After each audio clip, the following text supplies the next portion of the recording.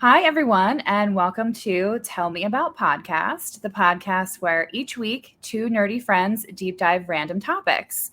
I'm Laura, And I'm Tom. and welcome to our very first episode. We are very excited to be here today. So, before we get into anything, Tom, how has your week been? So my week is pretty well. My weeks kind of blend together. When you're in the line of work that I am, weeks kind of blend together, and that's not to make it sound ominous. It just kind of is what it is. Yes, like you don't work for the CIA or anything, but yes, No, you have a very demanding job, and yes, you work very hard.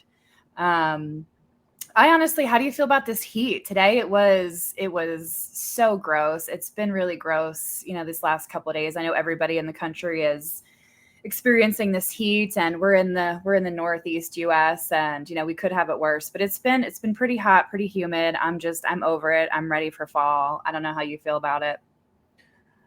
I am not ready for fall in the sense that I'm not ready for it to be dark at 5 o'clock yet.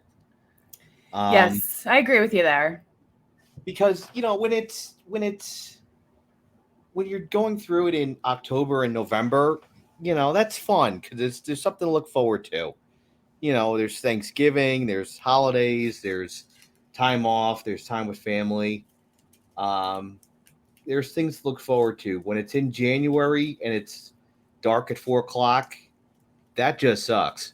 Yeah. Yeah, it's not great. It definitely makes that time depressing, but you're right. At least we have the holidays to kind of get us through that. So, but I'm certainly ready. So, all right, anything else before we get started? Well, I don't think Oh, so. Let's get rocking and rolling. all right. So, we first want to start out by telling you guys why we wanted to do this podcast. So, we've been good friends for a few years now, and we're both huge podcast fans. We'll definitely have some recommendations on other podcasts and YouTube channels to look out for. And we really love learning new things. So, we wanted to create a community of intellectually curious people and discuss topics that we cover with you guys. So, in terms of the release schedule, we'll release a podcast every Wednesday on Spotify and Apple Podcasts. And we're going to cover a new topic each week. We're going to trade off weeks. I'll do one week, Tom will do another the other week. And we're going to at least try to choose things that the other one doesn't know a ton about, just to make it a little more interesting for both of us and for you guys. So let us know what you guys want to hear about. You can email us suggestions at the tell me about podcast at gmail.com or reach out to us on Instagram at the Tell Me About Podcast. And we're going to post visuals too on Instagram that go along with the topic that we're covering this week. So definitely look out for those as well. All right. So I am taking the first topic this week. And anybody that knows me knows that I am obsessed with shipwrecks. And of course, the mother of all shipwrecks is the Titanic. Now, we all know the story. The Titanic hit an iceberg on its maiden voyage across the Atlantic and sank to the bottom in the early morning hours of April 15th, 1912, killing roughly 1,500 people. After many failed expeditions, it was finally found by Robert Ballard and his team on September 1st, 1985. Now, we're still learning new things about how it sank even today, and there's still some mystery and a lot of fascination around what happened that night. But what's lesser known are all the conspiracy theories around the Titanic. And today, I'm going to discuss the top three conspiracy theories about the Titanic. Now, before we dive in, you and I have never really discussed the Titan submersible tragedy that occurred in June. Now, of course, this was a big news item. Everybody was talking about it, tons of videos about it. I, of course, bought right into it and was obsessed with it for those 4 or 5 days that it was in the news. Tom, what are your thoughts about it? What are your thoughts and feelings about the Titan? I mean, it's. I think it's a tragedy. It was preventable. I think the saddest part about this is that it was preventable. Yeah. It was absolutely preventable. It sounds like there were issues with the design. Uh, it sounds like this was being done to try and uh, make money off the Titanic. Mm-hmm. And It's never a good sign when James Cameron is dunking on you. That's Um, true. That's true. that's never a good sign. And if you're looking for, I think, a really good take on it, I just saw Real Sports with Brian Gumbel just did an interview with Victor Vescovo, and he's an explorer who has set records for being the person to try and basically go to the deepest parts of the ocean. Hmm. And I believe he had been at the Titanic. They had interviewed him, I think, 3 or 4 years ago about going down to the Titanic in a submersible, and all the safety precautions that he took. So they went back and Brian Gumbel asked him again about what happened, and I believe he knew one of the people who died and basically told him not to go down there, that there were concerns. And I think that's the you hate to say that it was the hubris of people with that much disposable income, but it sure does sound like it was the hubris of people with that much disposable income. Literally, that's my last bullet point on my notes is the sheer hubris of the whole situation, plus the CEO Stockton Rush. So yes, hubris is the perfect word for it. I agree. I guess if there's preventable, that's Hmm. the word I would say, is preventable. Yeah, no, I agree. Like I said, I was all in, from the day that they announced that the sub was missing. And I think that really speaks to the role of the media in all this, and the sensationalism, and putting out different theories. And my big issue with this whole story, the way it unfolded, was that false hope that I feel like the media was giving, about, oh, they have so much time left and there's oxygen left and we heard knocking, when the Navy knew on Sunday what likely happened. And to kind of keep everybody around the world just kind of glued into this for the clicks and the views and the money. It's just that was a very striking piece to me. The other thing too, just seeing all the awful comments on the internet, the jokes and the memes, and it's like, and I know that you're going to see that to some degree, and it's just the kind of internet age that we live in. But when they comment about how they deserve this and they were billionaires and who cares, and it's like, yeah, we all want that billionaire status, but you know what? They were still human beings. There were still 5 lives that were lost, and five families that are still grieving, and I just, when I see stuff like that, I wonder, have we really, completely lost our humanity? And it's just, it was very sad, to see so many of those comments across multiple platforms. And it's just, it was really sad for that. Something else, this whole game controller thing that they talked about, how they, steered the sub with this game control, this like Xbox game controller or PlayStation or whatever it was, and how, that was so cheap, cheap way to do this. And actually that is a myth, because it has been used on other certified subs before. This is not something that was just exclusive to Ocean Gate or the Titan or anything like that. So the more and more I hear, oh, they used a game controller, how, shitty was that? It's like, no, it's happened before. So I don't really take that argument very seriously. But I do agree with you about that it was preventable. And I think it was, not having obviously the full report of what happened yet. I mean, hopefully we will get to see that at some point.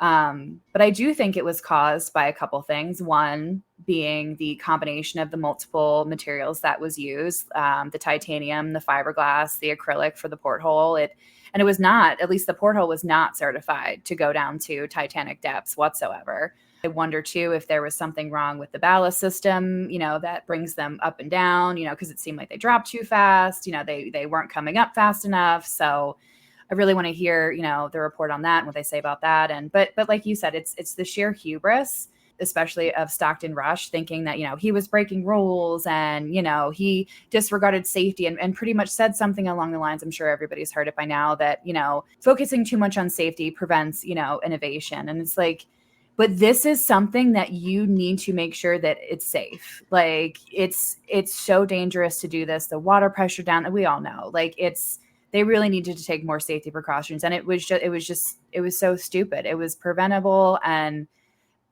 like I said, certainly hubristic, but so, but I'd like to move on, because we could talk about that forever. I could talk about that forever. But all right, so let's get into the top 3 Titanic conspiracies. The first one that we're going to talk about is the Titanic was switched with the Olympic. It's also called the switch theory. So in the early 1900s, the shipbuilding industry was highly competitive. The White Star Line and the Cunard Line raced to build the world's fastest and biggest passenger ships. The Cunard Line is famous for constructing the Lusitania and the Mauretania, if you've ever heard of those. Big story about the Lusitania. I could cover that too at some point. And the White Star Line commissioned 3 sister ships, the Olympic, the Titanic, and the Britannic. And all 3 ships were to be built at Harland Wolff Shipyard in Belfast, Ireland. So construction on the Olympic started in December of 1908, and then 3 months later, in March 1909, construction began on the Titanic, and the ships were built side by side for a period of time. So I do have some photos that I want to show you as we go through these. I found some really cool things as I was doing my research here. And these like old-timey photos just like fascinate me. So this first one is the Olympic. Looks very much like the Titanic. I'm going to show you the Olympic and the Titanic side by side. On the left, there is the Olympic. On the right is the Titanic. And you can see there's a crane right above the Titanic because they weren't quite finished building that one. The Olympic on the left was completely done. So they were very, very similar ships. They looked very, very similar to each other. And by the way, this fits into the theme of podcasting very much being a visual medium. Yes, yes, absolutely. Yeah. But I love visuals. And like I said, we'll put this on the Instagram for you guys. So definitely look out for that. So the Olympic was finished and launched in October of 1910.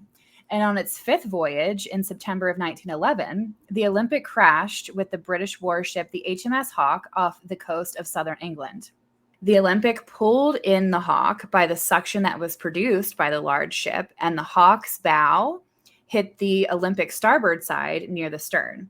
Now, the Olympic's hull was damaged both above and below the waterline, as well as a propeller shaft. And the Olympic was patched up in a couple weeks and then returned to Belfast for about, I think it was about 6 weeks at that point, for repairs. But this, in turn, delayed the construction of the Titanic because the Titanic was still being built at the time. A British inquiry regarding the accident with the Hawke found the Olympic to be at fault, and it was said to be quite the legal and financial nightmare for the White Star Line at the time. Now, the Olympic went back in service after being repaired, but then in February of 1912, it lost a propeller blade on its way to New York. It again returned to Belfast for a repair, and a propeller was actually taken from the Titanic to replace the lost one, which in turn delayed the Titanic's launch later that year. So this is where proponents of the switch theory begin their argument. So the collision with the Hawke, conspiracy theorists say, caused too much damage and cost too much to repair that a plan was hatched to intentionally switch the ship in order to collect on the insurance money. They would switch the Olympic with the Titanic and presumably collect more insurance money from a brand new, undamaged ship. The switch allegedly happened when the Olympic came back to Belfast for the propeller repair. There are several physical components of the Titanic that they say prove that the switch happened. Theorists say that all the interiors, machinery, and equipment were switched and point to the propeller that was in fact taken from the Titanic as evidence that everything else was switched. At the time when a ship was built, it was given a yard number or a builder's number. I saw it referred both ways in the research. And Olympic's number was 400 and Titanic's number was 401. After the Titanic that was actually at the Olympic, in air quotes, was found at the bottom of the Atlantic, theorists point to the fact that the number 401 was found on the propeller of the sunken ship as evidence of the switch. We'll get to more of that in a second. They also suggest that the porthole count was off on both of the ships, saying that the Titanic originally had 14 portholes, and after the switch, it had 16 portholes, as the Olympic did. It's also said that the names on both of the ships were switched as their letters were only bolted on to the respected ships. And lastly, due to the collision with the Hawke, the Olympic had a slight list to its port side, which also could be later seen on the Titanic. Now, any questions before we break those down one at a time? Any thoughts on those theories so far? I don't think there's I have a lot of questions. I guess it's a very elaborate switching, Hmm. and I'm trying to figure out how this would happen in 1912. Yes, good point. Excellent point. Because I too, like, as I'm thinking about this, and I think as other conspiracy theorists think about this, they don't put themselves back in 1912 too much to be like, was this possible? Could this happen? And we'll kind of see that it wasn't really that possible. So let's break those down one at a time, like I said. So first, while the White Star Line did suffer financially due to the collision with the Hawk, sinking the Olympic as the Titanic to get the insurance money just makes no sense. The Titanic at the time was worth roughly $7 million, and it was only insured at $5 million. So was a financial loss for the White Star Line, and certainly wouldn't be great for the company's reputation, especially if they did this intentionally and somebody found out. Secondly, the logistical switch of the ships is just impossible. To switch all of the interiors, machinery, equipment, everything that had that yard or builder's number on it, which was everything. They did reference like every single panel, everything you can think of on the ship had this number on it. It's just not possible. So, yes, the propeller on the sunken ship had 401 on it, but they replaced the propeller taken from the Titanic to put on the Olympic during repairs, but the Titanic also got a new one that was also stamped 401. So if either ship down was down there, you would see 401 on the propeller. So that really seems like a weak argument given that full context. I also found that the porthole count is a myth. There's one photo that people reference of one of the ships leaving Belfast, and it had 16 portholes. Conspiracy theorists say that it was taken at the launch of the Olympic as the Titanic, when in fact, this photo was actually just the Olympic leaving Belfast on the same day that the Titanic did. And then there are the ship names on the side that were supposedly switched. So the names of each respective ship on the side of the hull were etched on the ship and painted. They were not letters that were bolted on the hull that could be easily removed and changed. So that is a huge myth. And historians even say, they point to the ship at the bottom of the ocean. You can still see how the letters were etched into the Titanic. So this is just plain false. Finally, both ships had slight lists to their port side, but for completely different reasons. The Olympics list came from the hull damage that was incurred during the Hawk collision, and the Titanic's list occurred because of the way the ship was loaded. This will be an important fact in another conspiracy theory that we discuss later, so more on that in a bit. While we're talking about the physical characteristics of the ship, I want to point out some structural differences between them that were unchangeable to fit this narrative theory. First, the front half of Titanic's A deck promenade was enclosed, and on the Olympic, it was open the whole length of the ship. So, big difference. How do you change that in just 6 weeks? You can't. Also, the B deck first class promenade was replaced with larger staterooms with private bathrooms on the Titanic, more so or more rooms than the Olympic did. And this change was made to the promenade because they realized it was not really used much on the Olympic. So during the construction of the Titanic, they figured, okay, let's get more rooms. We can book more tickets and make more money out of that. Makes sense, right? They also added a reception area to one of the restaurants at the bottom of the grand staircase on Titanic. And Titanic also had a lot more carpeting than Olympic did, whereas Olympic's floors were mostly made of linoleum. And lastly, Titanic was slightly heavier than the Olympic and slightly bigger, outweighing it by just about 1,000 tons. So these are some pretty big structural differences that you just couldn't change in 6 weeks. So you see the theory start to fall apart here. Well, I can see basically it's kind of hard to swap out an entire ship for another entire ship in 6 weeks. I just don't understand. Like, it just seems like common sense to me. Like, but this is the number one theory. A lot of people push that. And you'll see they take, little bits of truth as people do in conspiracy theories and really twist them. So, okay. So some other things that they point to, which again, some of these things happen, but they really, really take it way further than, it needs to be. So prior to Titanic's launch, it had to complete what's called sea trials. And what happens there is they test the safety and the operation of the ship just to make sure everything's working fine, it meets safety standards, all of that good stuff. So Titanic's sea trials were rushed at the time, occurring in only about 8 to 12 hours when typical sea trials can last a few days, depending on the size and technology of the ship. And at the time, this was the biggest and most technologically advanced ship at the time. So it should have taken a few days. And the reasoning behind this is because the Olympic held up the construction and launch of the Titanic at least twice in the prior year due to the needed repairs. So to get Titanic ready to go on time, the sea trials were in fact rushed. Another fact that they like to point to for the switch theory is how over 50 mostly first class passengers canceled their trip on the Titanic in the days before the launch. Now, they must have known then that it would sink, right? The cancellations couldn't possibly caused by any other reasons, right? So, according to the Encyclopedia Titanica, which is the cutest name ever, the reasons ranged from illness to family emergencies to accidents that delayed their arrival for the Titanic's departure. And at least one passenger's name was not documented correctly, and she was not captured under her correct name on the passenger manifest. So, to say that all of these people canceled because they knew that the Titanic was going to sink, it really just, again, makes no sense. And there weren't like NDAs back then. I'm sure there was bribes, but really, I don't know. That is really a stretch for me. I don't know how you feel about that one. The family emergency is they were not going to die. Sure. Let's go with that. That was the family emergency. Right? Is that too soon? No. Well, we're good. 100 years has passed. I think that the moratorium on jokes has passed. Yeah, we're good. Even I don't mind jokes about the Titanic.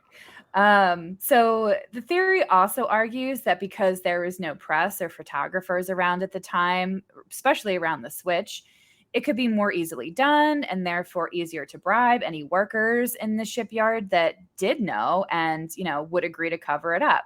So while it may be true that the amount of press and photographers can't compare to the level of exposure and coverage for an event that would happen today, Titan, for example, and all the crazy coverage around that, or even in the last 30 years, there's photos that show both ships in different stages of construction. So a photographer could have gotten something suspicious captured, and they may have known it, they may not have known it. So that one really doesn't hold much water for me.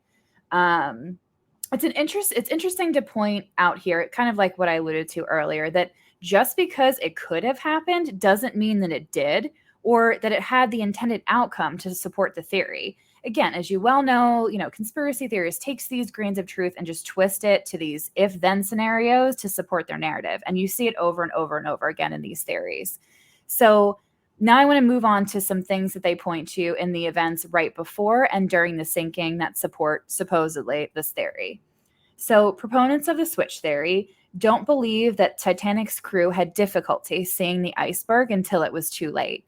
A switch theory video that I watched said the iceberg should have been spotted anywhere from 6 to 10 miles away, even on a moonless night. Now, they allegedly were going full steam through these ice fields, intending to hit an iceberg and sink the ship. So I have another photo. It's photo time. This one's going to be a little bit more difficult to see. It's going to be easier to see on our Instagram. So this is supposedly a photograph that was taken of the iceberg that hit the Titanic, either the day or the day after. Well, no, yeah, it would be the day of or the day after the Titanic hit it. Now, let me see. I don't know if you could see it. See that white thing in the middle? They're saying that is the iceberg. Now, again, this is allegedly. I don't know if that was actually the iceberg that hit it, but again, kind of an ominous photo in my opinion. A few things about the argument that they could see the iceberg in time. Now, first, the Titanic wasn't the only ship of the time to steam through ice fields at full speed, and they had no issue. It was no guarantee that the ship would find an iceberg that was big enough and hit with impact and strong enough to cause fatal damage, sinking the ship as intended according to this theory. Like you're really hoping to find the right iceberg to hit and sink the ship. So further, historians have posited this concept of what's called a cold water mirage to explain why the iceberg was so difficult to see that night, even if they had binoculars, which they didn't. And that's a whole nother part of the story that I'm not going to get into. The night of the sinking, the ocean was very calm and described like glass under a moonless sky. The cold water of the Atlantic, combined with these factors, created this distorted visual of the horizon. And the crew would only be able to see a dark outline of the iceberg against this distorted horizon. And they wouldn't have been able to actually see the iceberg until it was as close as they were when the crew spotted it. So, this fact that they saw it coming 6 to 10 miles away and just said full steam ahead into the iceberg. Now, I've heard different theories, true theories from historians that say if the Titanic would have hit the iceberg head on, it actually would have fared better because it would have been able to take the impact a little better and wouldn't have opened up as many of the watertight compartments as it did, and probably wouldn't have sank. So I don't know. You would have to hit it in a very specific way. So this really doesn't make sense to me.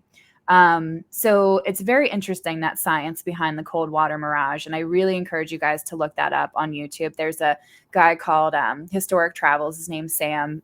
His channel is fantastic. He does mostly Titanic videos. He's covered this cold water mirage theory a couple times on there, and he explains it a lot better than I can. So definitely check him out if you're interested in that. So what do you think about that? Isn't that kind of a cool thing? It really just like distorts it so like you cannot see things correctly. It's really interesting, and I hadn't heard about that until more recently. So the theory that they went through this field basically with the intention of hitting an iceberg. Mm-hmm. There is one thing that you're gonna learn. People are gonna learn hearing this is how much I relate to pop culture. And You do. I love that. If you've ever watched Futurama, there is an episode on the Titanic where it's a space Titanic, and the character Zap Brannigan, who is basically like a parodied version of Captain Kirk, basically zigzags through stars and ends up in a black hole because that was a route that had some hair on its chest. And that's kind of what this sounds like. Gotcha. Futurama is a great show. Love that show. If you know the scene, you know what I'm talking about. It sounds like that theory. Let us know if you have seen that episode and you know what he's talking about, and leave us a comment. Send us an email. But with all of these conspiracy theories, there's a point where you kind of have to suspend disbelief, correct? Yeah, absolutely. There's a point where you just have to where it stops being fact-based and it becomes just, I think I feel. Exactly. And like I said, I watched a couple of these conspiracy theory documentaries, and the one guy who was talking about the switch theory, like really had to like bend himself to fit this narrative. And like, he would say something at one point, and then, 15 minutes later, he would say the complete opposite to defend a different part of the argument. It's like, I remember what you said 15 minutes ago, So it's just, yeah, it's really, I don't know. It's really frustrating that, they think that they can twist this into some kind of truth. And like I said, it's always these like if then scenarios. And it's like, you're really stretching here. You have no proof of that. And that, a lot of things would have to happen to make that true. So, I want to kind of look at, now the behavior of the crew that night that these theorists also find suspicious. So they point to the fact that Captain Smith went to bed that night fully dressed and in the chart room behind the bridge, not in his cabin. And to them, this seems to suggest that he knew he would have to get up again in the middle of the night to respond to an emergency. Otherwise, why would he do this? And it's like, maybe he thought the chart room was more comfortable. Maybe he likes sleeping in his clothes. Do you know what I mean? Like, that proves nothing to me. Like, I don't, that was one of the weirdest things that I came across. And they also point to the fact that they didn't think that the crew reacted fast enough initially, or with enough urgency right after the Titanic struck the iceberg in order to save more people, if it were a true accident. It took about 35 minutes after hitting the iceberg for the first radio emergency and distress call, and about an hour and a half before the first lifeboat was launched, which was only about half full. Now, it did take a bit of time for the crew to assess the damage and even longer to come to the conclusion that the ship was going to sink. Some passengers didn't even know that the ship hit an iceberg or was in danger for quite a while. And I think part of that is they were trying to minimize any panic. Now, I think the myth and the hubris that the ship was unsinkable really added to this delay for the passengers and the crew. Not necessarily that it was an intentional sinking. I think they thought this is an unsinkable ship. We'll be fine. They'll figure it out. I think that's why they lagged maybe a little bit as well. So if this theory were true, like, wouldn't you think the opposite? Like, wouldn't you think they would move as quickly as possible right after the collision to get as many passengers in the lifeboat before the inevitable planned sinking? Like, that would make more sense to me if they knew that this was going to happen. But, that's just my opinion. Now, these theorists aren't quite as murderous as the theory is indicated so far. Those who apparently hatched this plan intended on having another ship waiting to rescue passengers and the crew of the Titanic. Again, you're going to see some truth in this next part. So that night, the Californian was the ship that was closest to the Titanic and arguably could have saved many more lives if they had responded to Titanic's distress call. They did not, for various reasons. Again, we won't get into here. If you know the story, you know the story. If you don't, go look it up. The Carpathia was further away and made it to the Titanic for rescue just hours too late. And they picked up all the survivors in the lifeboats and had the grim task of seeing all the bodies in the water with their life jackets still on. And as many times as I've heard the story and watched videos about how and why it went down and finding it, like this is always the saddest part to me is not only right after the ship went down and you're in the water and the other dead bodies are around you, but the next day when the Carpathia came and saw the carnage that was caused and how many lives were lost, like, can you imagine like how devastating and upsetting would that be? Like, I just, that really reminds you of how sad this tragedy was and how it affected so many people. I mean, I think the sad part is we see that every day, with every mass shooting or what have you, we deal with it every day. I think, well, now we've become more desensitized to it, but you're right. It's so awful just to see this, whether, it was an accident or, intentional, like mass shootings are, just to see such a huge loss of life. It's so devastating. And you hope that you learn from a tragedy like that, and I think in this case, a lot of different safety measures were put in place for ships after the Titanic tragedy, which is great. Can't say as much for the mass shootings, though, at least in the US, but. Well, that's a whole nother story. It is. Maybe we'll cover that too.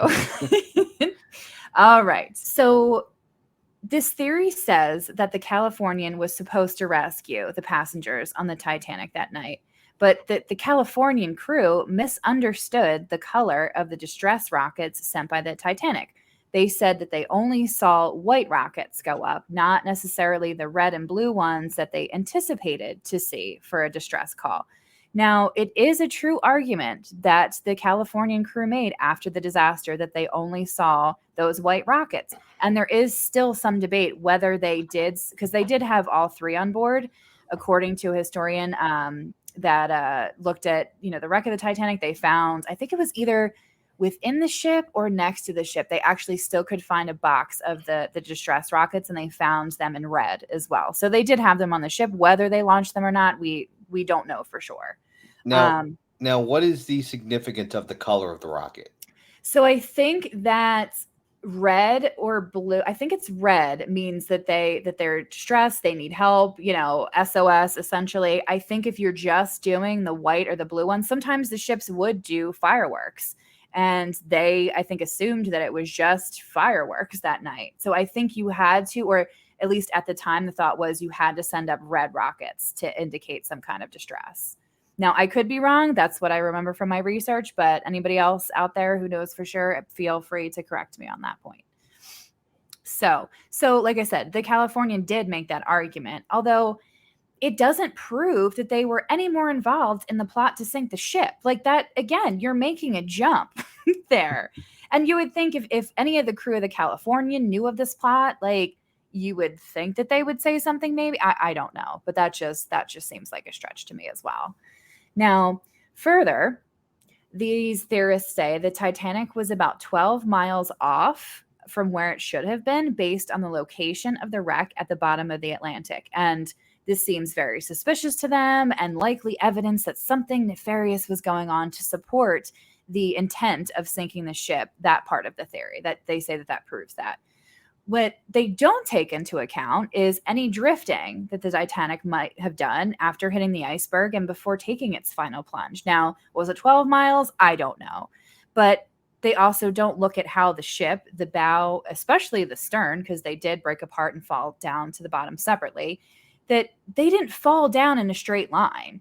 And in the midst of the emergency, the coordinates may have been measured or communicated incorrectly, even by a little bit would help kind of support the actual truth of that. So I don't know. I really don't like that theory either. I think that's a little much, because you can imagine once they realize that, okay, shit, this is going down, and communicating those distress calls, like maybe something was communicated off. I don't know.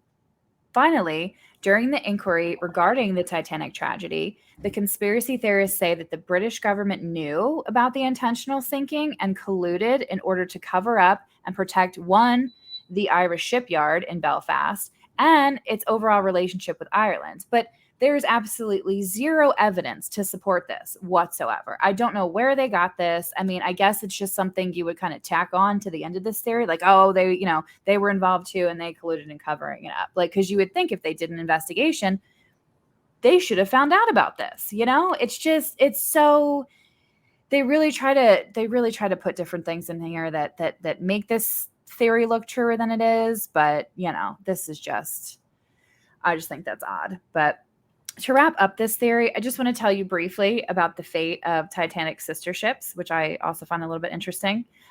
So the actual Olympic was in service until 1935, and it actually became a troop ship during World War I. They painted the ship to camouflage it and help evade attacks. And I do have a picture of that because that looks really cool. Now, I'm going to post this again on Instagram, like we said, but it's just so... like, you remember what it looked like, and that's what it looked like after they put camouflage on it. Like, how crazy is that? That's a big-ass ship. It was a huge ship, but I don't know. Because it's like you see that from a distance, and you're like, what the hell is that? I just thought that was really cool. The Olympic was named Old Reliable, or nicknamed Old Reliable, and it returned to normal service after the war. It was eventually taken out of service in 1935, deconstructed, and sold for scrap. Now, the Britannic, on the other hand, was not so lucky. It was completed in 1915, and it was the safest of the sister ships, and it eventually became a hospital ship in World War I. And I have a photo of that as well. So as you see, it's all, well, there we go. It's all white, and it had those crosses on it. And essentially what they did, it wasn't long after they finished constructing it that they ripped out all the interiors, the dining room, all the fancy shit, and they just put hundreds and hundreds of hospital beds for the troops in there. All right. So fortunately, after less than a year in service in World War I, on November 21st, 1916, it hit a German mine and sunk, killing 30 people.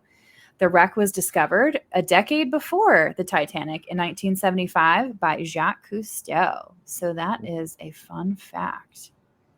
All right. So any other thoughts about that theory wrapping it up? Do you think that they switched the Olympic and Titanic and intentionally sunk it? I'd say it's implausible.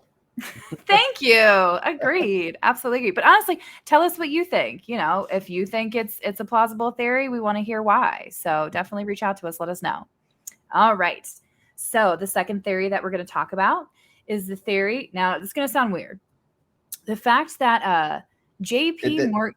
that you always that's always good when you're basing it with, this is gonna sound weird. It is. It's gonna sound weird because again, there's not a ton of context as I read this theory, but I'll fill it up with some context. So the theory is that J.P. Morgan sunk the Titanic intentionally because of opposition to the U.S. Federal Reserve. Now you're thinking, what the hell does that have to do with the Titanic, right? Yes, I would say that. All right. Well, let me tell you. Let me tell you the connection. There is a connection. So, in the early 1900s, American financier and investor J.P. Morgan, I'm sure you've heard the name, he owns a company called the International Mercantile Marine Company. And as mentioned, the shipbuilding industry was quite lucrative at the time, and Morgan's company acquired the White Star Line in 1902 for reportedly $32 million. Now, fun fact for you, an American man at the time, apparently, couldn't own an individual British ship. But there was a loophole which allowed JP Morgan to own the company that commissioned the ship. So in turn, he still owned all of White Star Line ships. So, But I did want to show you another picture of JP Morgan right there. Handsome-ish man, I guess. Depends on what you're into. That is JP Morgan. In addition to his many investments, Morgan was working to create the U.S. Federal Reserve. And for those of you who don't know, the Federal Reserve is essentially a national central banking system of 12 banks across the U.S. that the Federal Reserve Board oversees. And they essentially control the money supply, set interest rates, regulate markets, stuff like that. There were multiple wealthy men on board the Titanic for her maiden voyage, as the ship was known to be the largest, most luxurious ship in the world at the time. Isidor Strass, the owner of Macy's, John Jacob Astor, a property tycoon, and Benjamin Guggenheim, a big name in the mining industry, were all aboard the Titanic and tragically died that night. JP Morgan also had a ticket aboard the Titanic and, unsurprisingly, had the best suite on the ship booked for the trip. There's some disagreement on how long before Titanic's maiden voyage did he cancel his trip, but proponents of this theory say that it was just within a few hours to maybe a day before that he canceled. And historians actually say that it was longer than this. It was several days to a week prior to that. And it's thought that the theorists kind of shortened the time for dramatic effect, which, that makes sense. So, what was JP Morgan doing instead of going in the Titanic, you ask? Well, there's two theories on that one. Again, we're not really sure which one of these is true. So, one theory states that he was in France helping to create new laws that prevented France from exporting art and art treasures to the United States, which not really sure why. I didn't really get too much into it, but that's one theory. The other theory is that he claimed that he was sick and could not take the trip, only later to be found in France at a spa with his mistress. So, I don't know how you feel about either of those two theories. But regardless of what he was doing, the whole crux of the theory is that Strauss, Astor, and Guggenheim all opposed the formation of the Federal Reserve. So Morgan intentionally sent them to their death on the Titanic. Now, there are so many things wrong with this theory. My biggest question is, how did he know for sure that it was going to sink? There was no guarantee that it would have been damaged to the point of sinking without receiving any aid from nearby ships to save most, if not all, of the passengers. Did he instruct or collude with Titanic's crew to intentionally hit the iceberg? Kind of what we were talking about the last theory. Like, what was the plan? How did he know all three men would die? First-class passengers had the highest survival rate that night. And wouldn't he think that would hurt the reputation of the White Star Line, his own company? Like, I don't know. That's just so odd to me. So the argument that Strauss, Astor, and Guggenheim were opposed to the Federal Reserve is just false. Astor and Guggenheim had no documented opinion on the matter, and Strauss actually supported the idea. So the whole theory falls apart right here. I'm trying to figure out if this would be late stage capitalism or really, really early stage finance, bro. I don't know. I feel like you go either way. Less than a year after the Titanic sank, President Woodrow Wilson signed the Federal Reserve Law, and the Federal Reserve was formed. Now, if the three men had any significant influence in thwarting Morgan's plan for the Federal Reserve at the time, likely you'd think it wouldn't have happened that fast, right? But, that's just one thing. I think that, in my opinion, Morgan really lucked out, and he spent the time with his mistress instead, while the other three unfortunately died in a tragic accident. I don't know how you feel about that one. In one respect, it's extremely, extremely finance, bro. Mm-hmm. Like this is just peak uncut finance bro stuff. Right? On the other hand, he might have been an extremely powerful man. He ain't that good. Right? Like that it's going to take a lot for that plan to go through. Like I don't know. And It's this is also alleging a whole lot of coordination and clairvoyance that really was in short supply in 1912. absolutely. I agree. Again, yeah, this is the second one. I feel like easily debunked, really implausible. I don't know. So, yeah, so I think we're 2 for 2 here in debunking these theories. So, let's get into the last theory. So, the last theory that we're going to talk about is referred to as the coal fire theory. So, the theory states that a fire in one of the coal bunkers on the Titanic weakened the ship and caused the sinking. A few days prior to Titanic's departure from Southampton, a coal fire reportedly started in a coal bunker in boiler room number 6 on the starboard side of the ship. It took 3 days into the voyage for the fire to be extinguished. This part is true, and more on this in a moment. This theory splits slightly in 2 directions, but how we get there is largely the same. So, one argument is that the coal fire weakened the ship to the point that it actually caused the sinking, and the Titanic didn't hit an iceberg at all. The other argument is that the coal fire weakened the ship around the area that was punctured by the iceberg, causing and accelerating the sinking.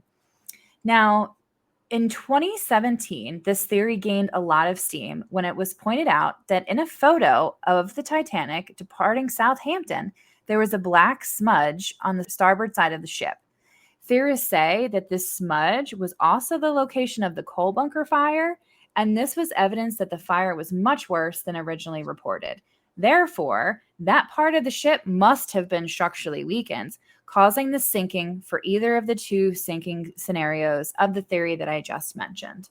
So, let me pull up the photo. Now, I need you to keep in mind that there is only one photo that they reference with the black smudge. It's a very specific photo. You never see any other photos before or after the launch that has this black smudge on it. So it might be a little difficult to see. You can see the arrow. Do you see that the black smudge on the ship where it is a little darkened? Okay. And I do have more of a close up. I'm going to say right now for those people that go to Instagram, I don't like that the close up one says burn area on it. That I think that just goes in line with this, theory. So you see it's a little more close up there. Okay. All right. So let's get into this a little bit more. So while the coal fire in boiler room number 6 actually happened, the rest of the theory did not. Coal bunker fires were actually quite common on ships at the time, and the coal fires can essentially occur through spontaneous combustion after the coal gets wet and then catches fire. Coal was used to power the boilers of the ship, which in turn produced steam that helped power the ship, and the steam was then released through 3 of the 4 of Titanic's funnels.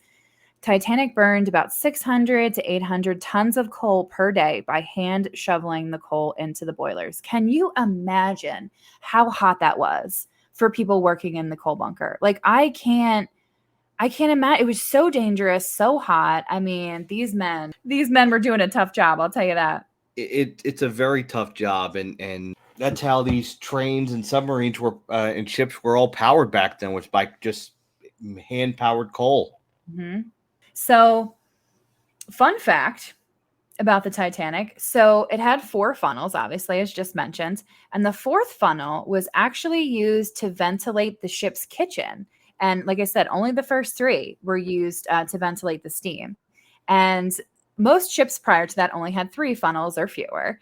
And the White Star Line actually required 4 funnels to be added to these 3 sister ships to add to the aesthetics and the grandeur of the ships. Like, really? Like, gotta throw that 4th funnel in there. Like, is that really gonna make that much of a difference? But Listen, clout is clout. right. They really wanted to get that 4th funnel in there. So I actually do have a picture. Now, this is a replica. This isn't the actual coal bunker because it was much dirtier. This is a replica coal bunker from the Titanic. I think it's in one of the Titanic museums. There's one in Vegas. I don't know. Can you see that really well? Yes, I can. There we go. There we go. Yeah, there's one in Florida, one in Vegas. I've always wanted to go to either one of them. I think there might be a third one, but if you guys know, let us know. Okay, so back to the theory. So the smudge noted in the photo was actually not where the coal fire actually was. The smudge is shown to be in front of the first funnel above the water line, where the 3rd class rooms were and the mail room was. And the coal fire was located slightly behind the first funnel under the water line. So it's not in the same spot. Now, I do have another photo, my last one, and you'll be able to see there, kind of like on a diagram of the Titanic. The pink is where the coal fire was, and then that black smudge is where they thought the coal fire was. See the difference there? Mm-hmm. Okay. While the smudge is close to where the iceberg damaged the ship, it's not quite in the exact spot. And the iceberg damage was further down on the starboard side of the hull than where the smudge was. A common misconception about the Titanic is that the iceberg opened up the hull of the Titanic on one long continuous cut, when in fact, the iceberg made a number of punctures along the side of the ship, opening up 5 watertight compartments and sealing its fate. Now, for those of you that don't know the nuances, Titanic could have taken damage to 4 of the watertight compartments and still stayed afloat, but the 5th one was the one that really sealed their fate that night. These puncture holes are evidence, and you can still see some of them down on the wreck at the bottom of the Atlantic. These puncture holes are evidence that the Titanic sideswiped some large object and that it was not caused by a coal fire. So we know that the smudge / coal fire / iceberg damage, their locations are all off from each other. So let's talk about how the crew actually put out the fire. For days, the crew shoveled coal into the boilers to power the ship, but some of the coal was actually moved to the port side of the ship, contributing, as mentioned in the first theory, to that slight port list. Moving the coal allowed them to locate the fire underneath, deprive it of oxygen, and extinguish it the day before the Titanic hit the iceberg, 3 days into the voyage. The shift of this weight of the coal to the port side would actually prove to sustain the ship longer than it would have without it.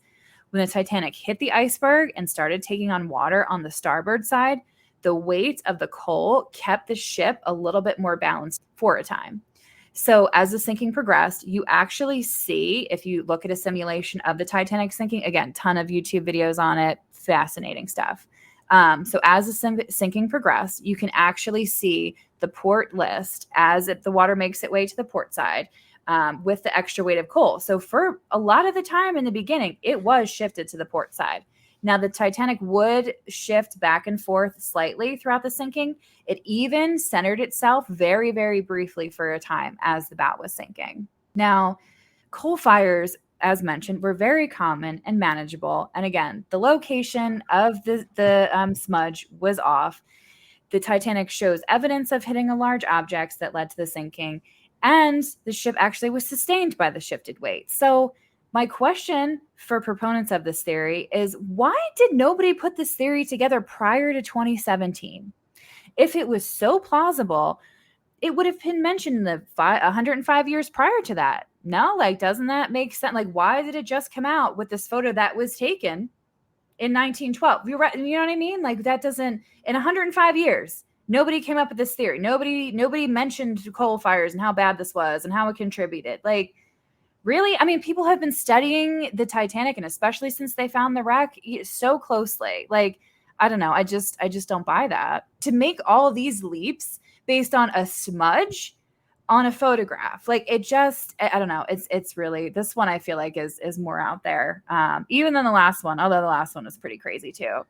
I mean, Um, it's a smudge, but when you have the puncture holes in the hole, that kind of defeats the purpose of the smudge. Exactly. And the fact that it was so far above that, like it matters that it had these puncture holes from the iceberg. That's what, that's what made the water go in and made it, it's just, this is just crazy. I just think that somebody really ran with this, and people, saw this photo. It's like, oh my God, what happened? This is, they start to believe this bullshit.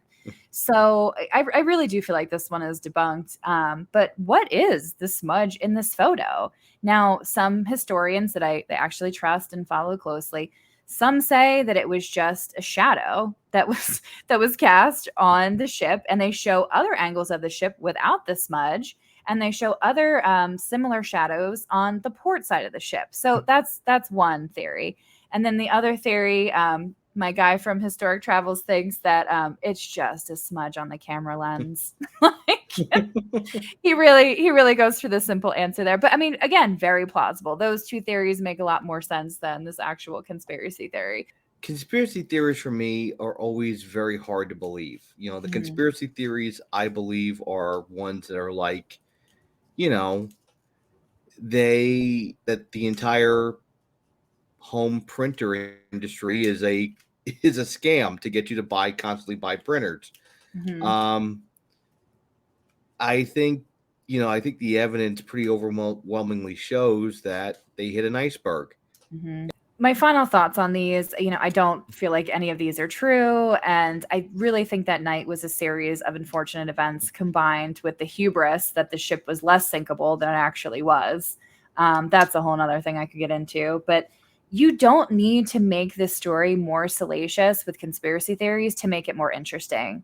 I think the story as it actually happened is quite fascinating on its own. And to put out these conspiracy theories, I feel really disgrace the memory of the passengers and the crew that night, and kind of minimize what they went through, just for the purpose of like stirring up sensationalistic stories, and I just find it really unfortunate. And, Ed, I do have to catch myself sometimes, like when I'm doing this research, or, I'm watching a Titanic video, on my own. Cause like I say, I'm huge into shipwrecks, especially Titanic, but like, you really have to remind yourself like how many people lost their lives, and how tragic it actually was. So I really do think that these minimize it. Just to let you know, so my research sourcing came from NPR, AP News, Titanic Inquiry Testimony, and historical YouTube channels. Like I mentioned, highly recommend History Channel, Historic Travels, and Ocean Liner Designs on YouTube. Those last two, really great guys, really well researched, really love what they do. They cover a lot of maritime disasters and, of course, a lot of videos on Titanic. So I've been watching them for years. Highly recommend them. Definitely check them out if you're interested in this. So, any last thoughts on this topic? I know Only, I'm way more obsessed about it than you are, but only that I subscribe to the George Costanza theory that the old lady in the movie was just a liar. oh, I have thoughts about the movie too. Do you remember? Well, you're a couple years younger than me. I was, when it came out in '97. I was 12. That's dating myself. And I remember I saw it twice when it first came out, and just absolutely loved it. But like, the older I got, the more I found like the love story was like super cheesy. And just became a lot more interested in what happened and why it happened and expeditions to find it. And that's always been more exciting and interesting to me than the actual movie. But what do you think? Did you see it when it came out, or you I were I 10? did not see it. I was 9 years old. I did not None. see it. Mhm. My dad saw it later on because he's obsessed with the Titanic, Oh, we'll have to chat about it. and also, quite frankly, like every good French Canadian, he loves Celine Dion. And Oh, who so doesn't though? Who doesn't love Celine Dion? and so a lot of my uh childhood was remember him reading books on the Titanic, going to museums. I think we went to one of the traveling exhibits in when it was in Florida I am years so and jealous. years, So years and jealous. years and years ago. And I think one of the other museums I want to say is in Tennessee. So I never got to see the movie. I guess I never You never really. saw the movie. No, I never saw the movie. Holy shit. I mean, I don't know. It's long. It's like 3 hours. Like I said, I haven't seen it since the 90s. But like I said, the love story is I super mean, if I'm not gonna cheesy.